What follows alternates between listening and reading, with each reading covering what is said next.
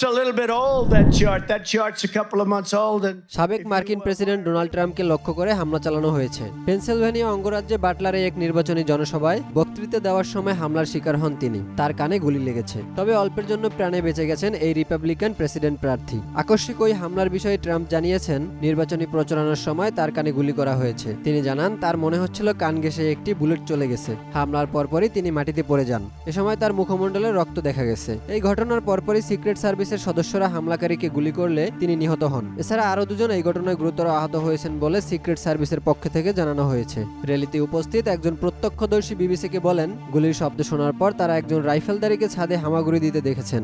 স্থানীয় সময় শনিবার সন্ধ্যা 6:15 ট্রাম্পের উপর হামলার ঘটনা ঘটে। সামাজিক মাধ্যম ট্রুথ সোশ্যাল অ্যাকাউন্টে এক পোস্টে ট্রাম্প বলেন, গুলিতে ডান কানের উপরের অংশ ফুটো হয়ে গেছে। তিনি বলেন, হঠাৎ করেই আমি বুঝতে পারি যে কিছু একটা ঘটে গেছে। আমি গুলির শব্দ শুনতে পাই এবং মনে হচ্ছিল আমার চামড়া ভেদ করে গুলি চলে গেছে। অনেক রক্ত বের হচ্ছিল এবং আমি বুঝতে পারলাম যে আসলে কি ঘটেছে। পোস্টের শেষে ট্রাম্প বলেন, ঈশ্বর আমেরিকার মঙ্গল করুন। হামলার ঘটনার সঙ্গে সঙ্গেই দ্রুত ব্যবস্থা নেওয়া সিক্রেট সার্ভিস এবং অন্যান্য আইন প্রয়োগকারী সংস্থাগুলোকে ধন্যবাদ জানিয়েছেন ট্রাম্প। তিনি আরো বলেন, আমাদের দেশে এ ধরনের ঘটনা অবিশ্বাস্য। এই মুহূর্তে হামলাকারীর বিষয়ে কিছু বলা যাচ্ছে না। তিনি নিরাপত্তা বাহিনীর গুলিতে নিহত হয়েছেন। এদিকে ওয়ারেন ও ডেবি নামের দুজন প্রত্যক্ষদর্শী বলেন, তারা অন্তত 4 রাউন্ড গুলির শব্দ শুনতে পেয়েছেন। এ সময় তারা ডোনাল্ড ট্রাম্পের ডান পাশে ছিলেন। ডেস্ক রিপোর্ট, স্টার সংবাদ।